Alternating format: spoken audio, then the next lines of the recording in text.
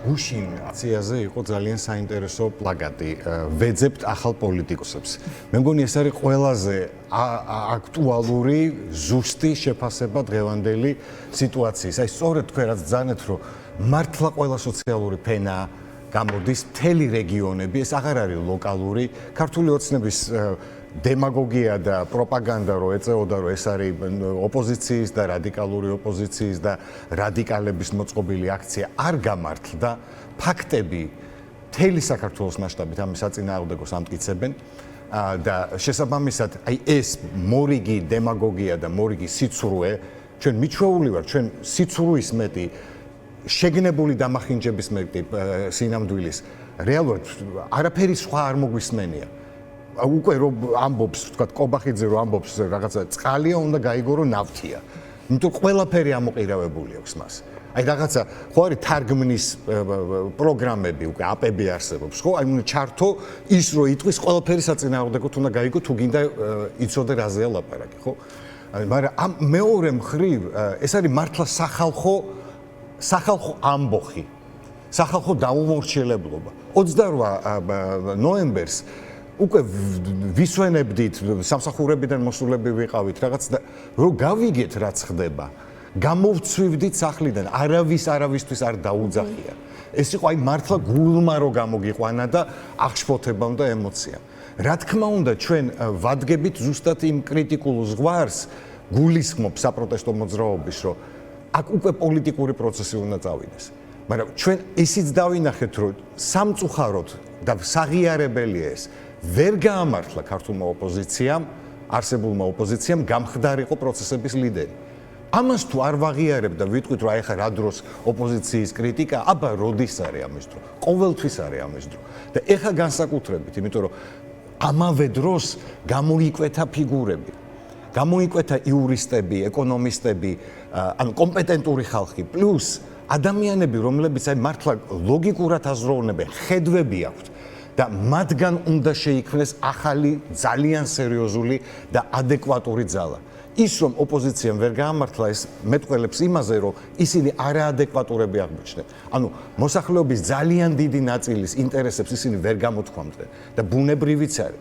ერთ-ერთი ლიდერი ახლა თორნიკევიჩთან ერთად ლაპარაკობდა ის უკეთესად იტყვის, მაგრამ მართლა რომ გპირდება აი ახლა მოუგებთ იმას უზამთ ბოლო დღეებს ითვლის ივანიშვილი არ არის ეგრე ნუ ამახინჯებთ ნუ გადაგედო მისი რა ქვია კობახიძის სიმპტომით ნუ დავავადდებით ყველანი ანუ არა გაქვს უფლება იტყუებოდე ბლეფს თამაშობდე არა მაგრამ ამავე დროს და მე მგონია რომ ყველაზე საიმედო და დამაიმედებელი სწორედ ის არის რომ აი ამ აზვირთებულ მორევიდან გაჩნდება ახალი პოლიტიკური ძალა. მე ძალიან დარწმუნებული ვარ და ძალიან მიხარია ეს ფაქტი.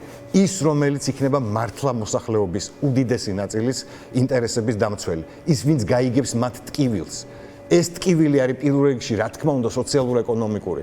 იმიტომ ოლიგარქია მოაწყო არაადამიანური ძარცვა ქვეყნის მოსახლეობის და ეხა უკვე რაზეც არიან გადასული ეს არის გეოლოგიური განადგურება საქართველოს ხალხმა. შუქრუთში რაც ჩვენ დავინახეთ ეს არის ხალხს სახლებს ნიადაგი გამოაცალო, მთები დაშალო, ტყეები მოსპო, თან რომ ვერ გაიგებ რისთვის ხდება ეს ყველაფერი, არა? ეს არის მართლა აი რაღაცა კატოკი გადაატარო მთელ ქვეყანაზე და ერთშვენიერ დღეს გავიღვიძოთ ისე რომ საქართველოს ადგილას დახვდეს საჰარის უდაბნო. აი აქეთკენ მიყავთ ამათ, ხო? ეს გაუმაძღარი რაღაცა უძღებობით დასნეულებული ხალხი და ხალხის ხმა სადაც გაისმის იქ წარმოიშობა ყველაზე ადეკვატური და ჯანსაღი პოლიტიკური ძალა, რომელიც აი ამ უბედურებასაც, აი ამ ეპიდემიას, ამ რაღაცა პანდემიას ყველაზე დიდს, რომელიც საქართველოს ისტორიას ახსოვს, სხვანაირ შეფასებას ვეღარ ვაძლევ. ამას აქ მართლა რაღაც სამედიცინო დიაგნოზის სახე. ეს არის დაავადება, რომელიც საქართველოს შეეყარა. ბიძინა ივანიშვილი ეს არის დაავადების სახელი უკვე, რომელიც რაღაც მძიმე ავადმყოფობის, რომელიც მოკლავს ამ ქვეყანას თუ არ უშველეთ. ყველა ჩვენთაგანმა სათითაოდ თუ არ უშველეთ. ჩვენი აღშფოთებით, ჩვენი პროტესტით და ჩვენი გარეთ გამოსვლით. იმიტომ ჩვენ უკან დასახევი აღარ აგვაქვს. უკან დახევა ნიშნავს იმას, რომ უარი ვთქვათ ამ ქვეყნის არსებობაზე. დღეს ესე დგას. ან იარსებებს საქართველო, ან დარჩება ოლიგარქი თავისი აი ამ უსინდისო ხალხის გარემოცვაში, ამ მოძალადეების. აი ამ ტერორისტების, ეს არის უკვე ტერორის შიშველი ძალადობის ბრძანებლობა დღეს საქართველოში. აი თქვენ რაც ბრძანეთ, რომ უკვე პოლიცია და ის რობოკოპებიც რომ ვერ გაიგებს საერთოდ ვინ არიან, ისინიც კი გაიყვანეს სცენიდან, გამოუშვეს ტიტუშკები. რომელსაც ხელს არავინ არ ახლებს, ვიცით ყველა სახეები დავინახეთ. ვიდეოებია გადაღებული, ზიარაღიანი კაცი, იდენტიფიკაციაც მოხდა, მისი ცოლიც კი გავიგეთ ვინც არის. და კომპანიონები მათიც, ხო? ანუ შინაგან საქმეთა სამინისტროს არ რეაგირება ამაზე ერთადერთ რამე შეიძლება ნიშნავს, რომ მათ დავალებას ასრულებენ. რომ შინაგან საქმეთა სამინისტრო გადაიქცა თავარ კრიმინალად, თავარ სამართალ დამღვრელად საქართველოში. ანუ იმან ვინც უნდა დაგვიცვას მოძალადეებისგან ის იქცა ხელმძღვანელად, თავარ რეჟისორად, დამდგმელ რეჟისორად ამ ძალადობების. ასე გაგრძელება შეუძლებელია, ეს არის ჩვენ მივდივართ მართლა უკიდურეს ზღვარზე.